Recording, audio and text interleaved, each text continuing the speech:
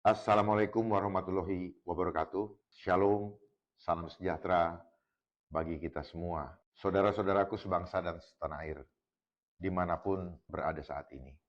Pada kesempatan ini, saya ingin mengulas beberapa hal dan berbagi opini dari berita yang sedang ramai dibicarakan dan menimbulkan keresahan di tengah-tengah masyarakat.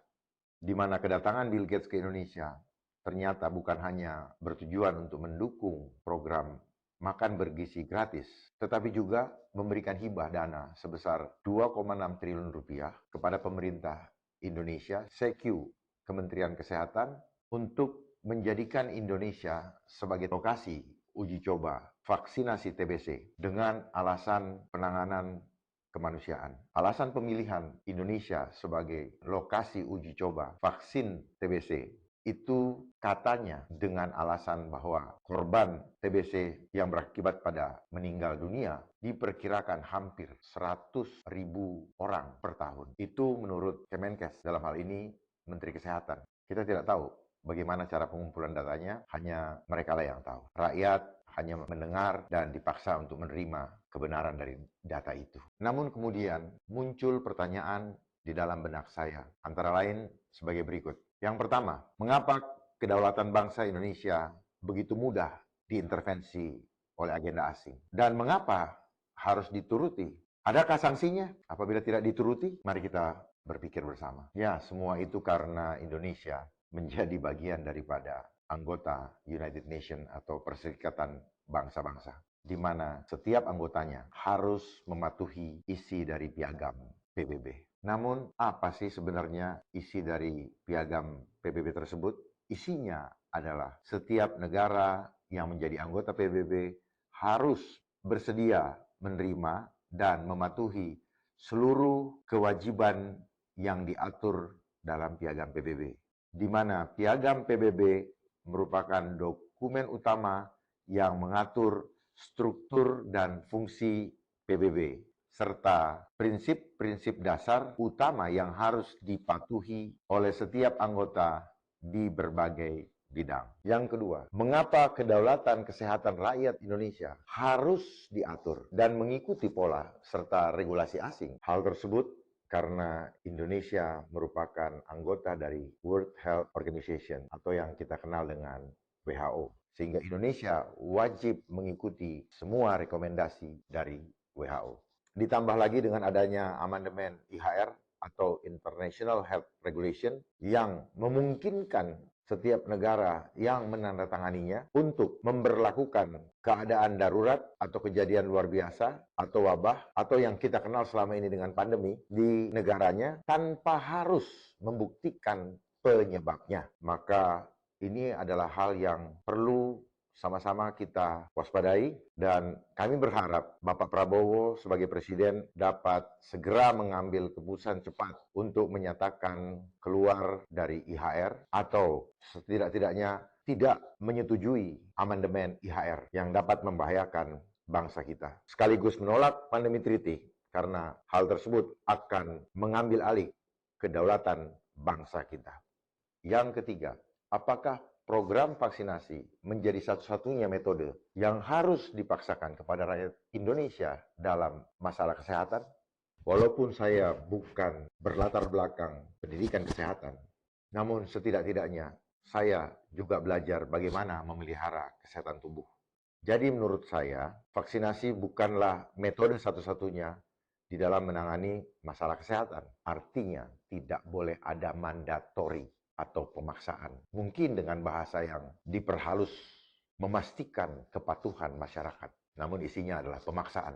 Kita bisa lihat di dalam artikel yang baru-baru ini keluar. Atau pernyataan daripada Saudara Budi Sadikin yang akan menggunakan Satpol PP untuk memaksa rakyat menerima vaksin TBC tersebut. Yang tentunya kita tidak tahu persis seperti apa ingredientnya atau kandungannya. Meskipun kita sudah sama-sama mengetahui dari apa yang telah dipublish di berbagai media bahwa isinya sudah disiapkan yang berteknologi mRNA yang akan mengubah secara otomatis DNA ilahi kita dari double helix menjadi triple helix.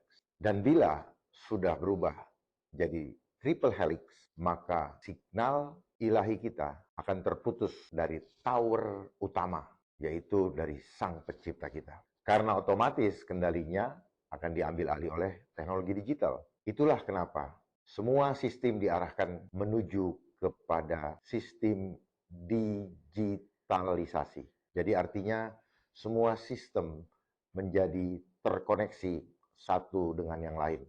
Sehingga semua aktivitas kehidupan kita akan total kontrol atau terkontrol secara penuh, baik itu pergerakan tubuh kita maupun mereka dapat mengontrol jumlah populasi dunia atau kontrol number of people. Jadi saat ini kita berada di dalam agenda terakhir, yaitu control population, di mana dia memiliki dua agenda, yaitu control movement of people dan control number of people. Kemudian apakah juga dibenarkan dengan cara melanggar hak asasi rakyat Indonesia sebagai manusia yang memiliki hak untuk memilih caranya dalam menyelesaikan atau mengatasi kesehatannya masing-masing. Sebagaimana selama ini. Yang punya uang silahkan ke dokter. Yang tidak punya mau di rumah sendiri atau mencari alternatif lain. Bukan begitu. Itulah hak asasi. Kita adalah makhluk ciptaan Tuhan yang diberikan free will untuk menentukan pilihan hidup.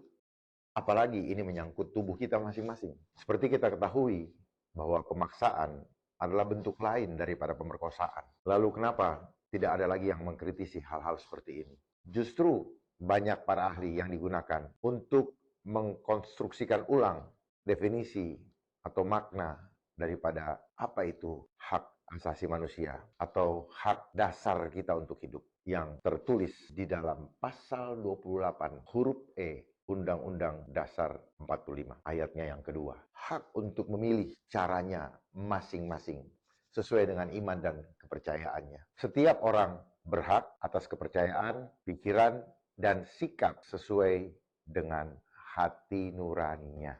Jadi jelas ya, setiap orang berhak. Itu adalah hak dasar kita sebagai manusia.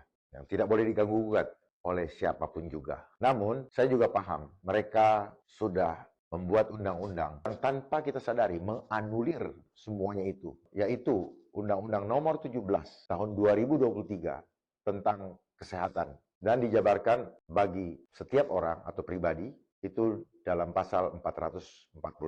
Seperti yang kita lihat bersama di layar. Saya ulangi, 500 juta rupiah per orang. Korporasi diatur di dalam pasal 447.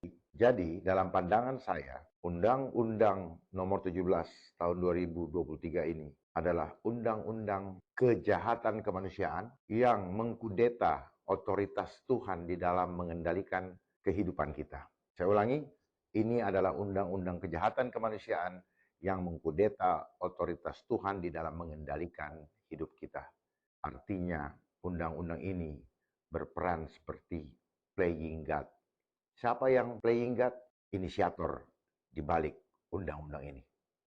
Sekarang yang keempat, apa sih sesungguhnya agenda tersembunyi dari program vaksinasi tersebut sehingga Menteri Kesehatan Budi Gunadi Sadikin begitu agresif mempropagandakan program vaksinasi tersebut? Serasa hidup kita tidak pernah tenang.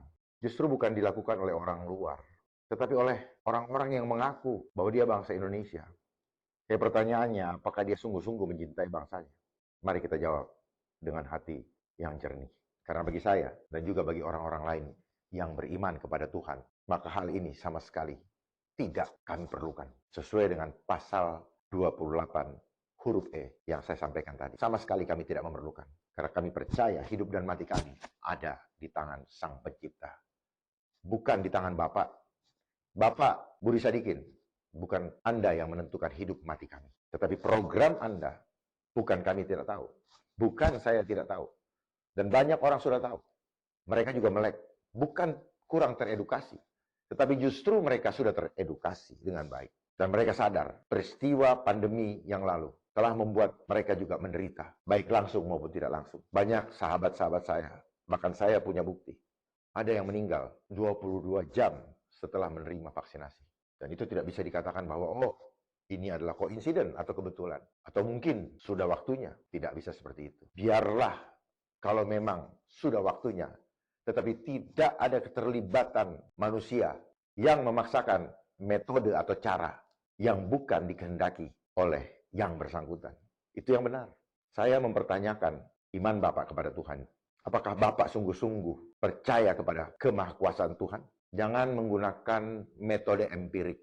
Jangan sekedar menggunakan sains untuk mengelabui masyarakat.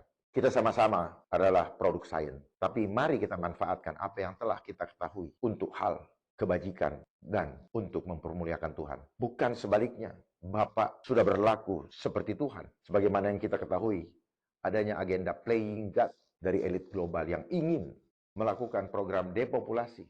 Sebagaimana yang tertulis di batu yang ada di Georgia, yang kita kenal dengan Georgia Guideline Stone, suatu negara bagian di Amerika Serikat, yang memiliki visi mereduksi populasi dunia maksimal 500 juta manusia saja. Apakah ini semua bagian daripada itu, Bapak? Mari kita diskusikan. Jangan Bapak berbicara monolog, karena Bapak sekarang sedang diberikan kekuasaan. Sedang boleh mengatur, bukan berarti Bapak bisa mengatur hidup mati kami. Ingat, Pak Budi, Anda punya keluarga, kami juga punya keluarga. Kami punya tanggung jawab terhadap keluarga kami masing-masing. Tolong Pak, Bapak kembali sadar dan takutlah akan Tuhan. Mohon Bapak jangan atur-atur nafas kami, karena disitulah Tuhan bersemayam di dalam hidup kami. Jangan Bapak atur-atur lagi kami untuk menggunakan masker, apalagi memaksakan. Silahkan bagi yang mau. Tetapi yang tidak karena keyakinannya kepada Tuhan, jangan Bapak coba-coba untuk memaksa untuk kami gunakan. Jangan mengeluarkan kata-kata yang sebenarnya kata-kata itu adalah virus, Pak. Menyampaikan kata mati, itu virus, Pak. Saya rasa Bapak paham. Yang saya tahu, Bapak juga adalah seorang ahli nuklir. Seharusnya Bapak tahu tentang energi, frekuensi, and vibration. Saya yakin sekali. Itulah sebabnya saya menghimbau Bapak. Pak, sadar, Pak. Sadarlah, Pak. Sekarang Bapak ada. Sekarang Bapak menjabat. Kita tidak tahu besok lusa. Jangan korbankan rakyat hanya untuk mendapatkan pujian dari global. Dari elit-elit global. Dari global oligarki. Please, tolong Pak. Tolonglah Pak. Sadar. Bapak punya anak istri. Bapak punya keturunan. Ingat, kita berasal dari Tuhan. Dan kita akan kembali ke sana. Jadi, junjungan kita, apa yang harus kita ikutin? Ikutilah Pak. Percayalah Pak, bahwa Tuhan menciptakan kita sudah sempurna. Kita tidak perlu apa-apa kok. Jangan pengetahuan Bapak, jangan sains merubah fitrah manusia sebagai insan ciptaan Tuhan yang sejati, berubah menjadi transhuman dengan menggunakan teknologi-teknologi. Bapak jangan coba-coba mengkudeta atau mengambil alih otoritas Tuhan di dalam mengendalikan hidup mati manusia. Ingat ya Pak, sekali lagi, Bapak akan berhadapan dengan Sang Pencipta yang menciptakan saya, rakyat Indonesia, dan Bapak sendiri. Jangan hianati itu. Dan saya siap untuk berdiskusi terbuka dengan Bapak Budi Gunadi. Kita sama-sama tidak berlatar belakang kesehatan. Tapi kami peduli dengan kesehatan yang utuh, bukan manipulasi. Karena kesehatan bukan sekedar tubuh, Pak.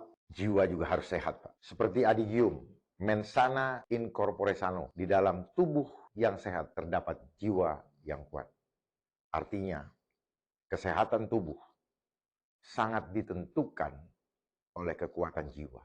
Jadi kalau Bapak menakut-nakuti rakyat, artinya Bapak sedang mengintervensi jiwa daripada manusia agar menjadi lemah. Itulah yang menyebabkan tubuh tidak lagi menjadi sehat karena sangat ditentukan oleh kekuatan jiwa.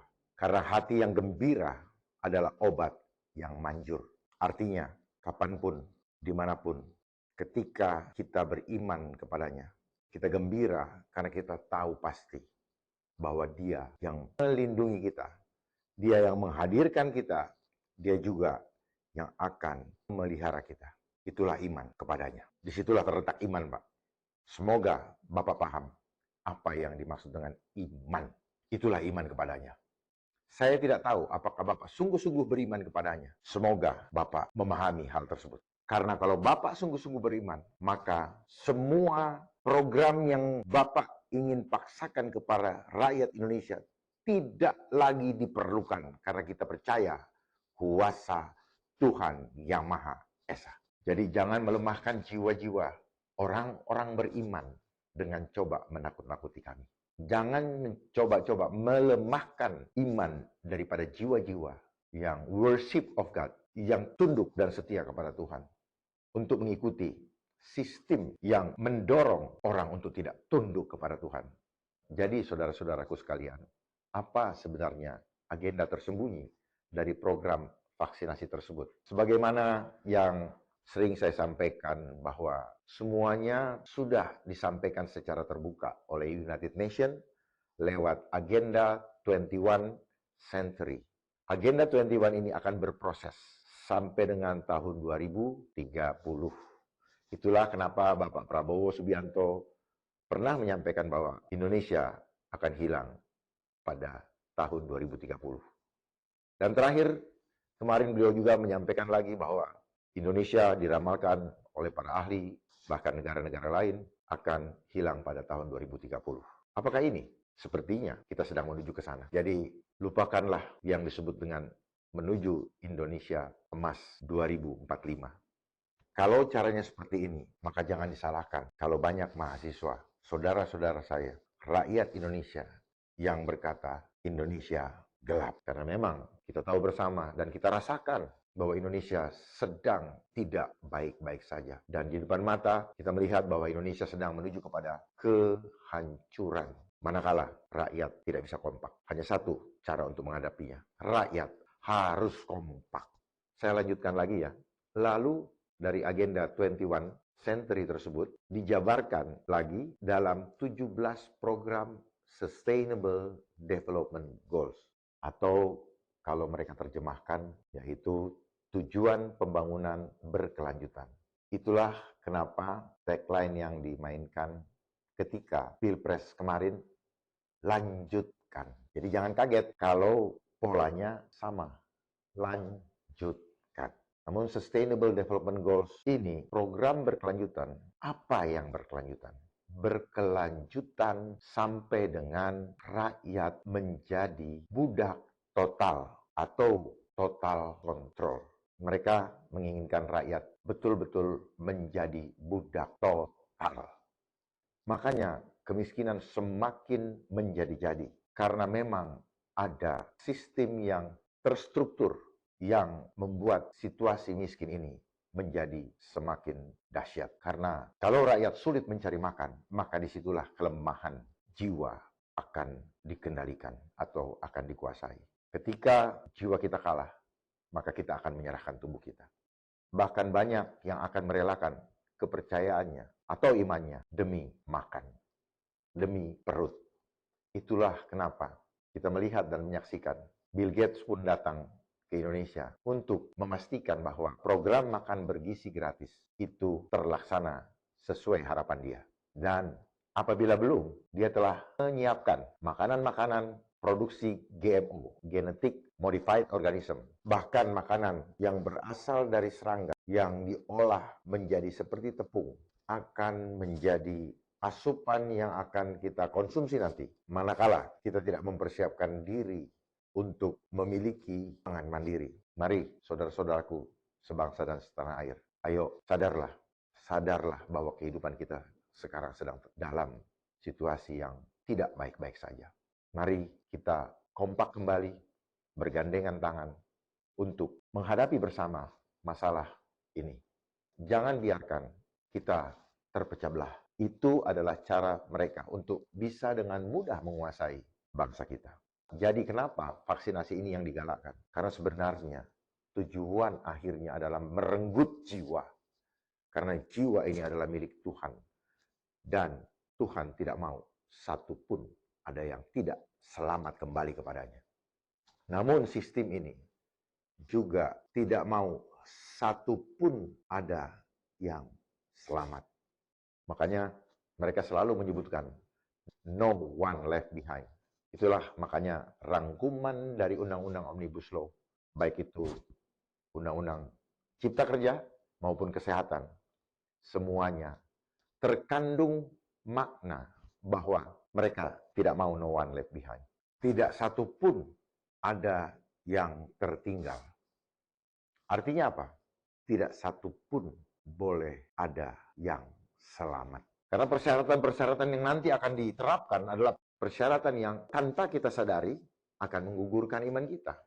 Karena menyangkut kebutuhan tubuh jasmani, tetapi secara otomatis tanpa kita sadari, kita sudah melepaskan iman kita untuk dikuasai. Oleh siapa? Oleh mereka yang menjalankan sistem playing God ini. Seolah-olah mereka berlaku sebagai Tuhan. Sehingga tanpa kita sadari, kita sudah betray atau sudah mengkhianati cinta kita kepada Tuhan yang Maha Esa. Jadi kembali lagi kepada program SDGs tadi. Maka program vaksinasi ini tercantum di dalam program nomor 3, yaitu Good Health and Well-being. Itu propagandanya. Seolah-olah bagus. Tapi coba kita lihat apa yang akan terjadi. Force vaksin. Kita bisa lihat di tabel berikut yang berwarna-warni ini.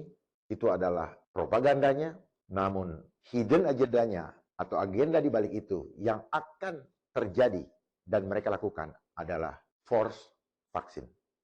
Pemaksaan vaksinasi kepada setiap orang. Jadi dari sini kita bisa tahu bahwa apa yang dilakukan oleh Kemenkes ini adalah program yang sudah direncanakan dan diskenariokan penjabarannya di dalam kebijakan-kebijakan yang akan diambil oleh pemangku kebijakan. Dan semuanya sudah termaktub di Undang-Undang Nomor 17 Tahun 2023 tentang kesehatan.